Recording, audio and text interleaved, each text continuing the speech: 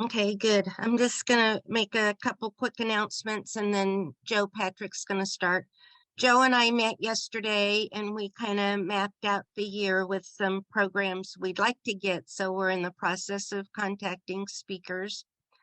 Our February program, we're pretty sure is going to be the National Honey Board talking to us about what people would like to see on labels and kind of what the consumer wants, the colors, graphics, that sort of thing. And then a couple of us are going to talk about the programs that we use to make labels and printers and kind of that kind of thing. One of the participants had asked for that presentation. And then we're working on March. And April is going to be our agritourism talk. And we have two people lined up to present that night. One is Clint Walker. Clint is in Rogers, Texas with Walker Honey Company. And they were in an Africanized bee area and they were queen breeders. And so when the Africanized bees hit their area, they had to do an about face and decide what they were going to do. And so he's going to talk about his story and how they've kind of rearranged their lives and their beekeeping. So, and then the other person who's going to talk is someone that Cecil and I work for part-time, and he's a orchardist here, and they do you pick berries and all kinds of stuff, but they're real active in a lot of the agritourism clubs, and they go to a lot of the meetings, and they're going to talk about some of the resources that are out there and a little bit about their story on how they got started. So that's where we're at so far. So, but November, you all are doing the program, and I don't know if James Carpenter is on here, but we've actually had a couple people say that they wanted to present what they've learned and what they've incorporated in their business, you know, because we're heading into our third year of doing these programs. And so James will definitely be on. He's from the Derby, Wichita area. And then anyone else who wants to volunteer, we'd really appreciate it. You have to volunteer or we won't have a program. So anyway, so Joe Patrick is going, yeah, James, see what you started? So you have 11 months to work on your program. So Joe Patrick's going to start, and she's going to talk about fire starters, and then Cecil and I are going to talk about cleaning. Cecil's mostly going to talk about cleaning wax, dipping candles, and making candles. So anyway, I'm going to mute myself. Thanks, Joli. I'm Joe Patrick, and I'm from Olathe, Kansas. And let me see if I'm a little rusty. So the last few years for the holidays, I've made pine cone fire starters. They make great gifts, but also if you do camping or you have a backyard fire pit, these are great to have on hand. They are easy to make. They're easy to start a fire with, and you can have virtually no cost involved in this. Number one, pine cones you can just pick up anywhere. And then you can also use some of your most unattractive wax. You can save it for this purpose because it's not being used for cosmetics or something like making candles. So if you have old brood comb that really doesn't clean up well, this is a great use for that. And honestly, I only filter the wax once, and it's, I don't bother making it pretty. But some of the equipment you will need for this project is a double boiler, and of course your pine cones. And you always want to work with your pine cones dry. Through every step of this process, you want your pine cones dry. You of course, you need your beeswax. You'll need candle wicking or raffia to actually light the pine cone on fire with. Some people, if you look online, some people even use kite string. I haven't used that, so I'm not sure how easily that works. I take an old cookie sheet pan, or just a half sheet pan, and use that for drying. I also use paper towels or old cotton kitchen towels. You'll need parchment paper, freezer paper, or aluminum foil to keep wax off your pans. And what I'm going to show you tonight, this year I tried something new, and I dyed some of my pine cones red before I actually dipped them in the wax. And so when I gave this away as a gift, I had a mixture of natural colored pine cones mixed in with red dyed pine cones. So it was kind of neat. And so if you're going to dye your pine cones, you need 1 ounce of red food dye, white vinegar, and another large pot. I'm not going to give instructions for using essential oils. Some people like to add essential oils to their wax. Personally, I think that defeats the purpose of using beeswax, because you have that nice woodsy honeybee smell when you just have beeswax. So the first thing you want to do is prep your pine cones. Of course, you're going to collect your pine cones, and this is kind of neat because if you have small children, they can help you do this. I will say in the past that I used the smaller, rounder pine cones, and those are quite easy for dipping. This year, I didn't find any of those near my house, and so I found some that were the longer type pine cones, and those were a little more difficult to get thoroughly dipped. If you need to, you're going to want to wash your pine cones, particularly if you are going to dye them. And then again, you're going to want to dry those.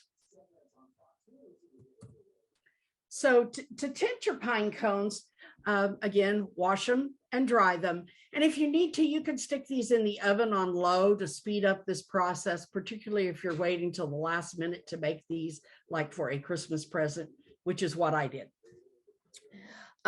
Prepare, just like you were going to dye Easter eggs, you prepare 4 liters of warm water in a large pot. And remember that the food dyes, you're going to have to scrub the pot when you're done, but it is scrubbable to get the red dye out of the pot. But 4 liters of warm water, 1 ounce of the red food dye, and I just poured glub of white vinegar, just like I was dyeing Easter eggs. Add those pine cones and let them soak overnight. And you want to get them totally submerged down into the water, the red food dye water. I put a plate on top with some weights to get them down there really good. You're going to want to leave those overnight, and the next day pull them out and dry those on paper towels. The red food dye will leach onto those paper towels, and so that's why I didn't use old kitchen towels for this particular step. Again, they can go back in the oven if you have to speed up the drying process. Once your pine cones are dry, I take the candle wicking or raffia and tie them onto the pine cone itself. And I like to make a knot, because I'm going to use the tip of the candle wicking to hold and actually dip my pine cone into the wax. Have your sheet pan or cookie sheet ready with your parchment paper on it so that you can go straight from the wax to the parchment paper and let those pine cones set up. It's best if you don't use wax that's too terribly hot, maybe about 130 degrees, because if it's real hot, it's just going to streak off. The wax is not going to adhere as easily as if it was a little bit cooler. So you melt your beeswax in the double boiler and begin dipping your pine cones. And you don't even need a fancy double boiler. You could use an old coffee tin in a saucepan of warm water to melt your beeswax, because you're not creating a cosmetic product or anything that's special.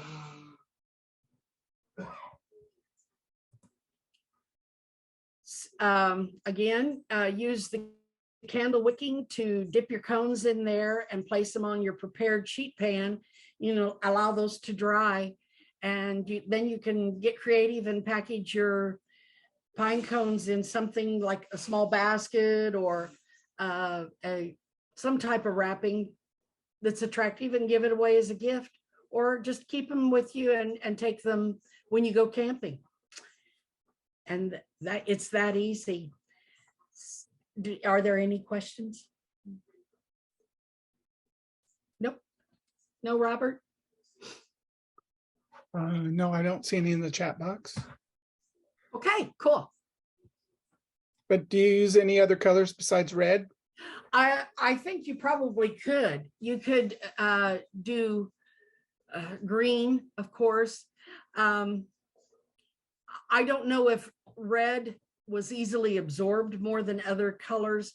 It just, the eye appeal of that struck me. I will say that if you look online, you can find instructions for doing the same soaking process. Just replace the food dye with various salts, kosher salt, table salt, that type of thing. I forgot the name of the product you like soak in it. Magnesium. Well, I'm having a senior moment. But if you, and then when you use those type of products, the flame creates a different color than just the normal flame. And the different products create different colors, like yellow, blue, and et cetera, so forth. But if you are using those, be careful. Don't start a fire for a cookout and then try to cook hot dogs or s'mores or something like that. You may not like the results. There might be some toxicity there too. So it's an easy world to explore. But it's not toxic to use those otherwise?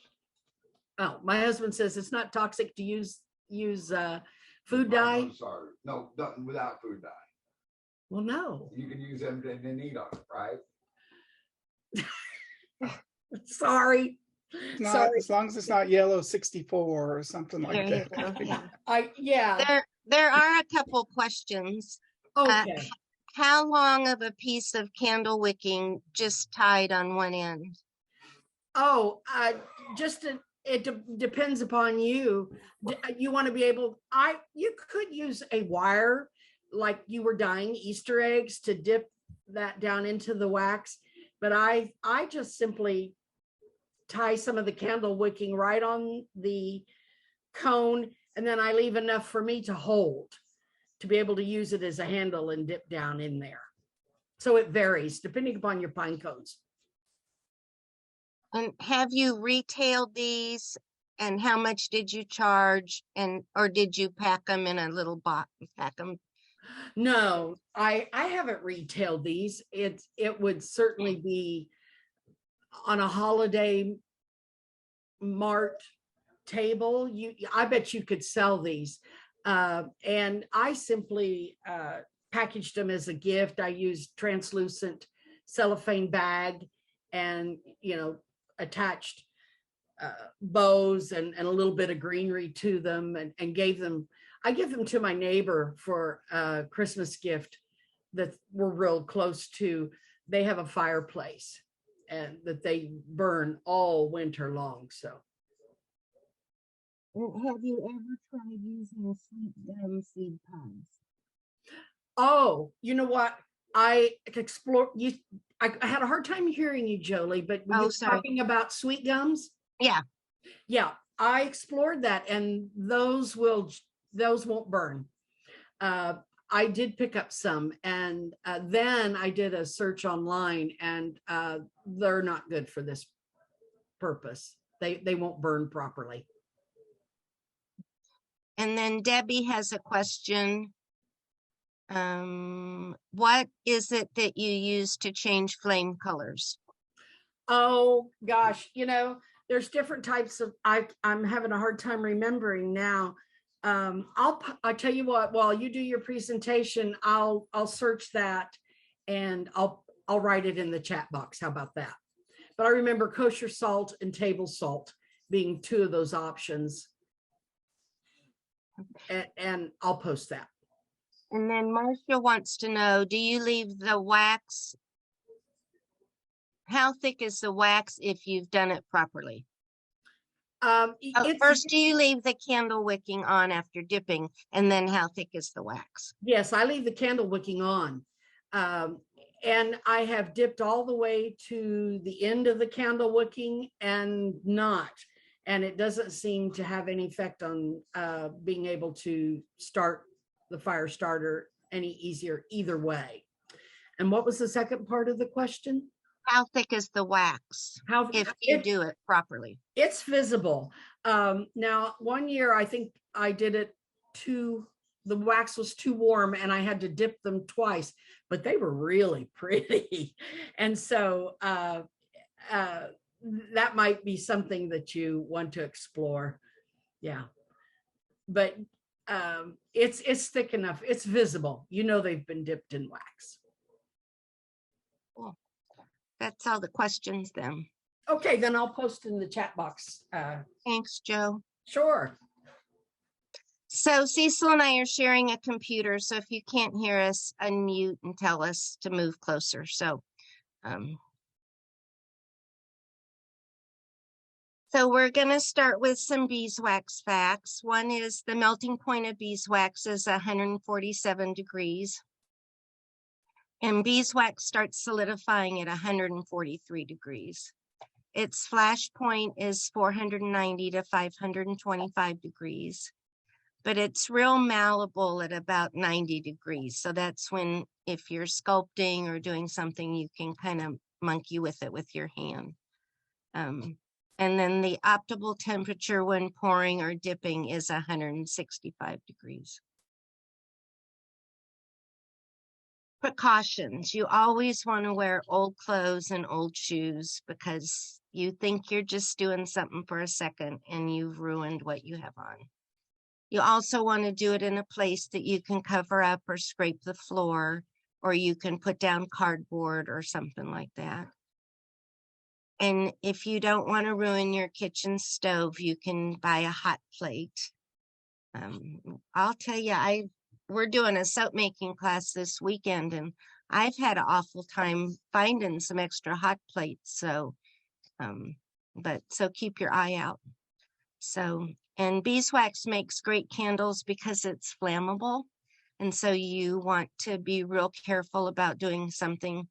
We used to have a lady in our bee club that would melt all her wax in the oven. And every time she'd give the talk, we'd all audibly catch our breath. So that's not a very good idea. And you want to always use stainless steel or enamel pots when you're working with beeswax. And you always want to heat your wax in a water bath, like Joe said. So tonight we're going to talk about cleaning your cappings, the final straining, wicks and molds, pouring candles, dipping candles, and making ornaments. And this is a little display that we did. This year we had a much bigger display. So what are cappings? These are your cappings. It's what you cut off the honey when you're extracting your honey. And Cecil's going to take over from here. Okay, when you're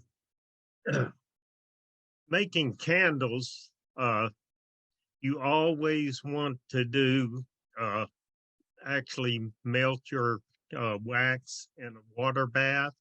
Even if you melt it first in a solar wax melter or something like that, you need to actually melt it again in a water bath. And what that means is just like a pot with water in it, and put your wax directly into the water. And then you heat it up until it comes to a gentle boil or a gentle roll. You don't want it to be a vigorous boil, because it can start to foam and come up out of your pot. So you want to do that and make sure the wax is completely melted. And at that point, what I do, I take it off and pour it through like a wire sieve. And what that does is catch all of that different debris. You'll be surprised at what actually comes out of that wax. You can see that this is real dark, has a lot of different things in, whether it's bee parts or cocoons or whatever. Even if these are candles, you still get this in there. And Joe talked to you about fire starters, but if you look at the one in the center, or even the one that they put on the paper towel, that slum gum that comes out of there makes a great fire starter, because there's enough wax in there.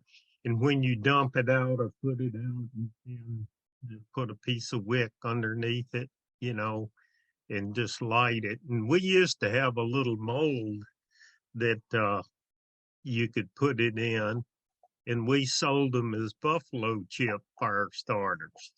So they sold really, really well. And so you can I save all of this stuff to, if I'm starting a fire in my fireplace or whatever, I use all of this slum gum, and even paper towels and things I've strained wax through, I save for fire starters. Okay, you got another slide. Okay, you let that, after you run it through that sieve, you let it cool. And depends, sometimes you don't get all of that stuff, or always you don't get all that stuff out. But after it cools, you see that the wax is the lightest thing there, and all that debris kind of goes to the bottom. So you can just take your hive tool and scrape that off and discard that. And then if I'm making candles, I like to actually melt it twice in a water bath, do 2 times. And the second time after I do it, instead of pouring it through like the wire sieve, I pour it through like a sweatshirt, an old sweatshirt with the fuzzy side turned up. And that really cleans it up really well. Okay, after we've done our water bath process, then we want to melt it in a double boiler situation. So just a pot in another pot, and the bottom pot has water in it, and you melt it there, and then you actually strain it through. There's different things. Old sweatshirt material works pretty good. We actually final strain, put it through a paper towel, or something that works really good if you can find it is the material they use for silk screen printing. And it's supposed to be a 160 mesh, if you can find that. Okay. And then, a lot of times if I'm just cleaning wax and, not ready to make candles or whatever, I just pour it in paper cups and stuff. And that's a great way to have a bunch of clean wax on hand when you get ready to start making your candles. But you do want to put these in a plastic bag, because they just absorb dirt like crazy. So you really want to keep them clean.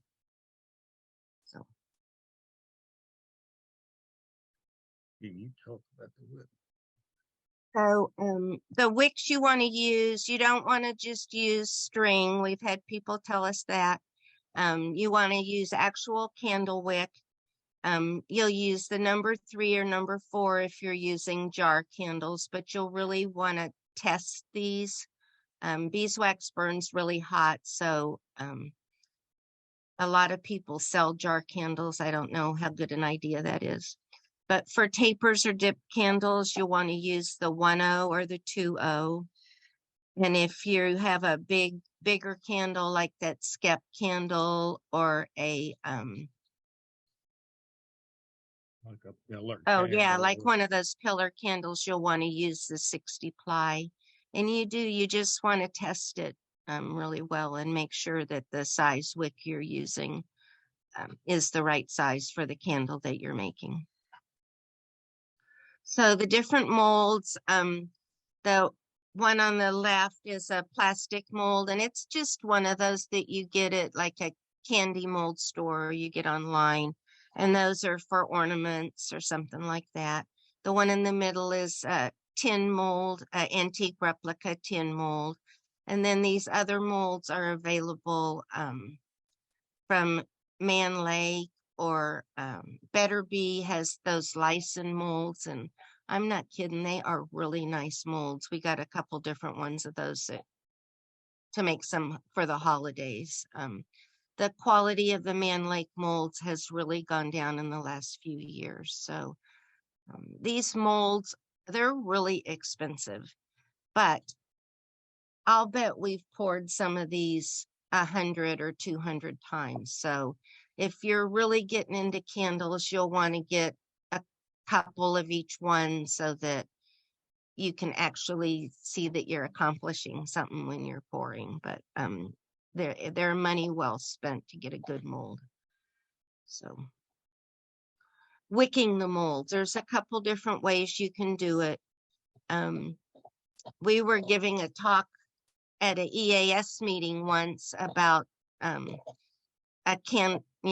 making beeswax candles, and we were saying how awful it was to wick the molds every single time.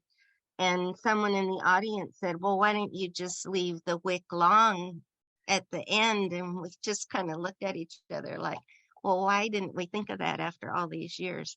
And so as you take your candle out of the mold, then you're re-wicking it for your next mold. So that's our tip for tonight. So sometimes when you're giving a talk, you can learn something. So Gary Reuter spoke, he and his wife spoke in November, not last November, but a year ago. And he's from the University of Minnesota. And if you go to their website, Gary designed this thing on the side that holds these taper molds. And each one has its own roll of wick. And this is a really cool little gadget. We never have built one, but it works really good. And then they put their candles on a shelf with the wick hanging down. So they're pretty organized. So when you pour the candles, I'm going to let Cecil take over. Okay, you can see that most of these, to hold the wick in the center, we use something like a bobby pin, or on some of the smaller ones, we just stick a T-pin through there. But when you're pouring, I have some big aluminum and some plastic trays, and I actually set all my molds on the trays. But in this picture, you see the wick laying all around. What you want to do is actually take your extra wick and let it hang off of the side, so you're not getting wax all over your extra wick. But when you're, like she said before, when you're pouring wax in the mold, the ideal temperature, is somewhere around 165 degrees. So you basically, fill your mold up. But then sometimes what happens is that the wax on the outside actually cools faster than the inside, and sometimes you can get a little void in the center around your wick. So within a few minutes after pouring, you just go back and pour a little more wax in that center part of the thing. And on some of your tapers and things, you actually have to do it a couple times. And sometimes you just take something and just poke the top because it may have skimmed over on top, and just poke the top and then pour back in there to make sure that that void is full. Because if it's not, if it's you don't have wax right around that wick, and then your candle will either go out or spit and sputter and won't burn evenly. Now we're going to talk about dipping. So should we stop? Are there any questions, Robert, up till then that you could? No questions, just see Joe Patrick's comments out there about Oh, okay. her colored flames. So this is really, really important. You want to work in a warm room if you're dipping candles, and you don't want to have a fan of any kind running, because that'll cause ridges on your dip candles. So we have a water jacketed tank. We got this from Maxant probably 30 years ago. It's got a spout on it that you can use. You pretty much have to heat it every time you want to use it. But it also has a temperature gauge on the side, and it holds a lot of wax. So it makes a really nice dipping tank for us. So. Okay, for dipping candles, you need some type jig to hold your wick tight until you build up enough. Wait, I wax. want to stop a minute. So you don't have to have a water jacketed tank, but you have to have your wax in some kind of double boiler that you've made that's deep, and that'll hold a lot of wax so that you don't have to keep adding wax. Like, you used to be able to get those Coca-Cola canisters that they used to sell anyway, but you could use a tin can or an aluminum coffee can or something like that. Not that they put it in cans anymore, but never mind. We'll just go on. Oops. Okay. Okay, like I said before, you need to, the jig you see on the left is, I think Better Bee actually still sells that particular dipping jig. The one on the right is just one that I just made out of different scraps I had laying around and stuff. But actually, you need something to hold your wick Hi. tight until you get enough wax built on and to keep it straight. And if you look at the jig, the way to do actually string this so that when you take your candles off, that a pair of candles is actually still connected together. So when I display a pair of candles, I just hang them. Just so they didn't, get ripped in half. But you, like you say, we say get your wax up to temperature about 165, 167 degrees. Then just lower your jig into your wax until you get to the the depth that you want it to be. In dipping candles, every time you dip this candle, you want to be really careful to dip it to the exact same depth every time so that you get a nice rounded kind of finish on the top. And if you don't dip it to the same depth every time, then it doesn't look as nice. And like she said before, this dipping tank, I think these are about a 10-inch candle. So the depth of your dipping tank needs to be maybe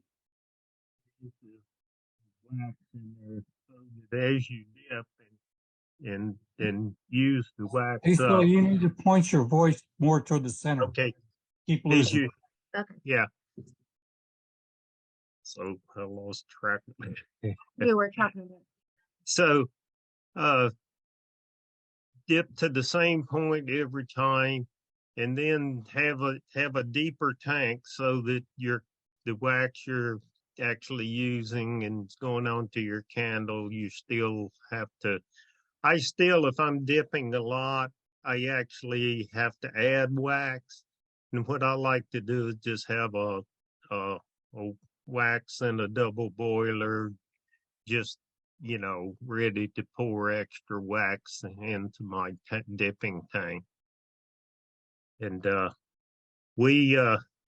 Joli asked me today, I dipped some today, asked me how many dips I made. And so I kept tracking. It was just about 30 times that you had to dip that candle in to come up with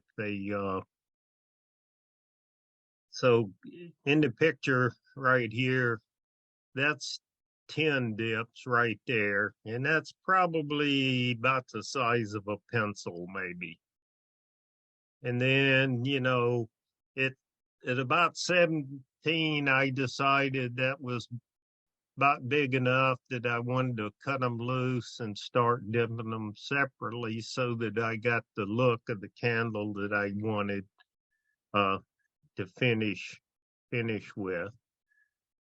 And what I do is I just cut them off with a pair of scissors. So I take my fingers and just kind of round that bottom off a little bit so that as you finish dipping, it'll be nice and round.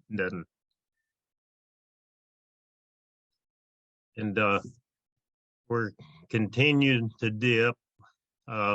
In the picture on the left, I'm just holding the wick with my fingers and dipping them down in there. But on the other pictures, you see that I've just taken a coat hanger and bent it so that it kind of holds the pair of candles to finish dipping like that. And that works pretty good. You just to dip them down and, like I say, dip them to the same depth every time.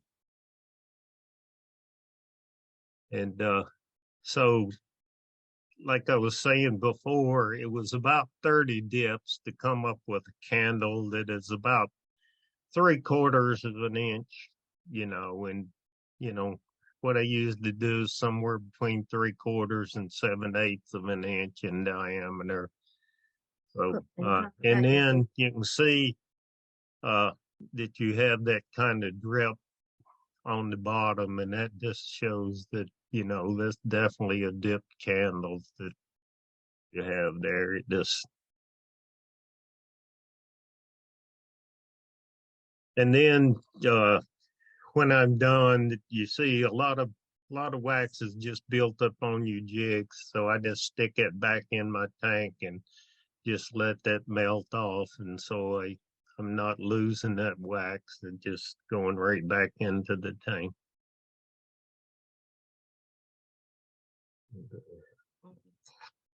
Then candles get on them something called bloom. And so you can either, especially if you hold your candles over from one year to the next, But even just if they get chilled, like if we're going to market and it's cold out or we come home, they'll even just get that bloom on pretty quickly. And you can get rid of that either with a soft cloth or a paper towel. But we really like to use like a hair dryer. I'll take it off really quick.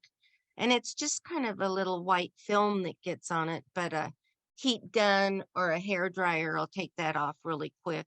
And especially those candles that have a lot of intricate pieces that really cleans them up pretty fast. So this year we got those two molds that the kind of those nativity scenes. And man, that tall mold, that was like $85. But oh, it's just a beautiful candle, except we didn't put a wick in it because I was pretty sure no one would burn it. But like that rose in the center, it doesn't matter what wick you put in that, it's not going to burn well because it's so spread out and it's really not even a solid candle. But that's a pretty awful picture with that white in the background, but it was the only one picture I had. But and then scenting and dyeing, you always have to remember, first you want to use actual candle dye, like Joe's food coloring doesn't work to to dye candles. So you want to use actual candle dye if you are going to color them. But remember that you're starting with yellow. And so you really have to monkey around with the colors so you can get a true color. Fragrance, like Joe said, some people do put fragrance in.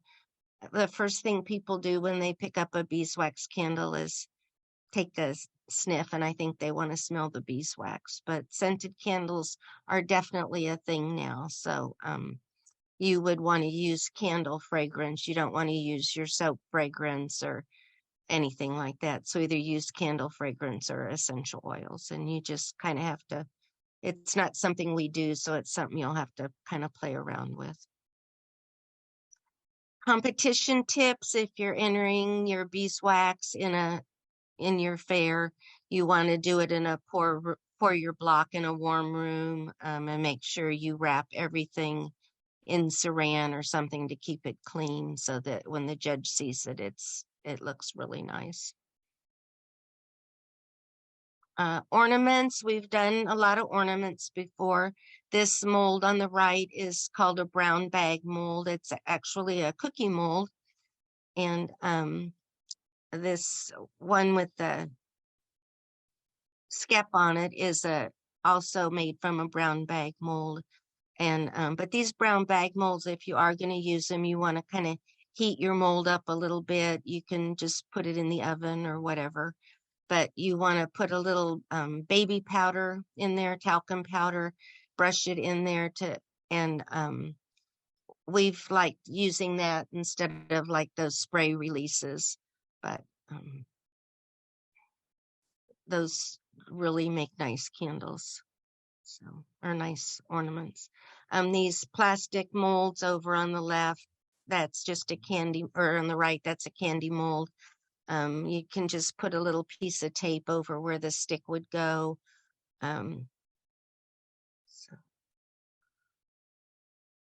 So what else? We've also used, oh, I didn't have a picture of that. We've also used for candle molds, some of those antique chocolate molds, and you actually have to tape the edges of those. I have to remember to add that in here. What else? And then we've also had some antique, those aluminum chocolate molds that we've made ornaments out of also. And then I'm on 2 Facebook sites that if you're really interested in this Pure Beeswax candle making Facebook site, they are so creative, and those people will share all their ideas with you a lot of them are making their own molds, but it's really a really good site. So if you're interested in that, I would really encourage you to join that Facebook site.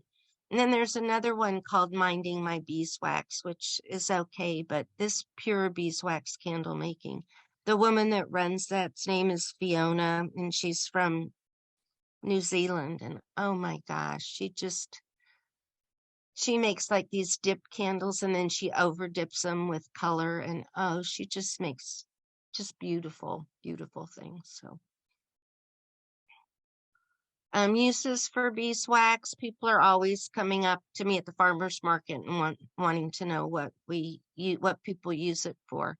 I use it in all my soaps and lotions, my lip balm salves. I make those beeswax wraps. A lot of people use them for hand quilting.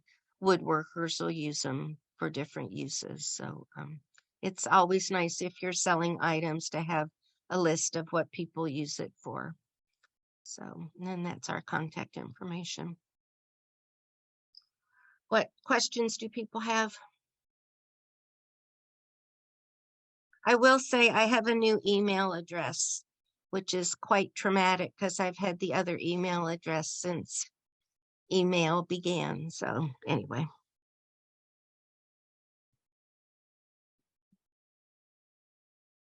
I can't get it to take my question to you. Do you ever mix soy wax or paraffin wax with your beeswax? Make it a mixture? No, we never do that. You can do that. Other people do it, but I don't know anything about that. We have enough beeswax that we don't need to do that. In fact, I try not to use soy, period, if I can help it. I don't use soy oil in any of my soaps or anything. So, Thank you. Are there any other questions, Robert? No. Oh, let's see. What's the most popular candle design? That any of the scabs, and you would think that people who weren't beekeepers wouldn't want that, but the scap and that, if I was going to buy 2 molds, I would buy a scap and that bear, that teddy bear, that bear that's been around forever. Those are honestly the 2 biggest sellers. And then the paper. And at Christmas, the angels are really that angel is, any angel is really popular. Like this angel in this one, that's pretty popular. And then actually we have a Mr. and Ms. and they're popular also at Christmas time. But yeah, any of those skeps. And this year at Christmas, we made a whole bunch of that smaller skep. That's kind of like a we're awful. We can't remember anything. Like a little votive size. And that was really, really popular. Can you talk again about what you use for release agent in your molds? You know, that's really good. I want to say in these rubber molds, nothing. Yeah, in any of your silicone rubber molds and things like that, you do not want to put a releasing in there. They'll actually mess that mold up. And you never have any problem with releasing out of that. And even that tin antique type mold there, we do not use any spray or anything in those. We sometimes that stuff just kind of gums your mold up. What we actually do is let that mold cool and then put it in the freezer for about 30 minutes probably.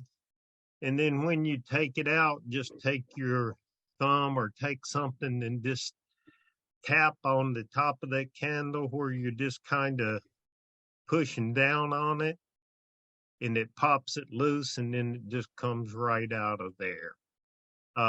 She did say, like on that brown bag mold, we use talcum powder in it because you do have to have something in that. It's kind of porous, so You have to have some kind of thing in there, but actually we just sprinkle a little in it, take a paintbrush and just kind of brush it all around, and then just kind of brush any talcum that you can see, just brush it out of there so you're not leaving anything on it. But we don't use any silicone mold release or anything on any of our molds. We've actually tried it, and we didn't like what it did. You know, we should have, I can think of another slide I should put in here is how we wick this metal mold here in the center.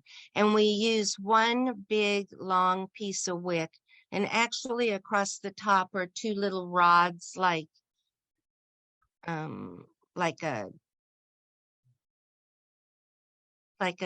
Chinese chopstick or something like that to hold the wick tight in the middle. And at the bottom, we actually use a big piece of long wire, like frame wire. Not that anyone still wires a frame, but frame wire, and make a little eyelet in it, and you can wick that all the way through, and that works really good. We'll pull it really tight. And then at the bottom of that, we put kind of a wet sponge that will hold that wax in. We'll rubber band that sponge onto the bottom so that it keeps the wax from flowing out down at the end where the holes are, where the wick has gone in. Did we answer your question about and then the any of those plastic ornaments or any of those, you can just stick those in the freezer and they will just pop out in about 15 minutes. They'll be cold enough. So. Jim Depew said that the Pure Beeswax candle making and more wax is, the Facebook group is currently not adding any members. They're going to visit that decision after the end of the month. There are a couple of other ones out there. There's a Pure Beeswax candle making, and there's also beginner beeswax candle making. And so those look like those are open to join if you want to try those. Yeah, but keep your eye open for the one. I think the reason they did that is they got spammed really bad, or something happened where someone copied something or they got spammed or something. So that one's pretty good. So keep trying to get on it. So Joe Patrick says she uses wooden skewers. Chopsticks work to hold the wick in place. Mm-hmm. Those are all the comments questions so far. Good.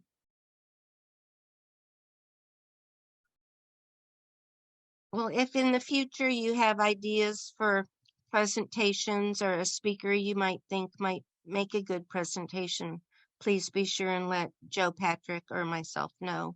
We'd appreciate it.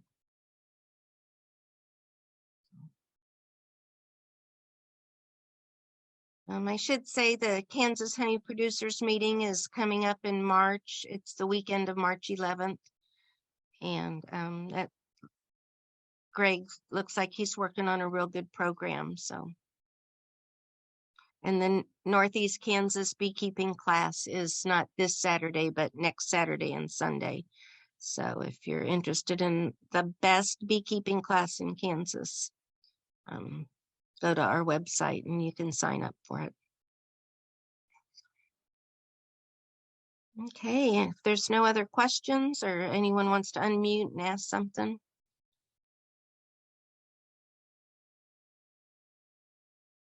All right, cool. Well, thank you. And thank you, Joe Patrick. Thanks, Joe. Thanks everyone for joining us.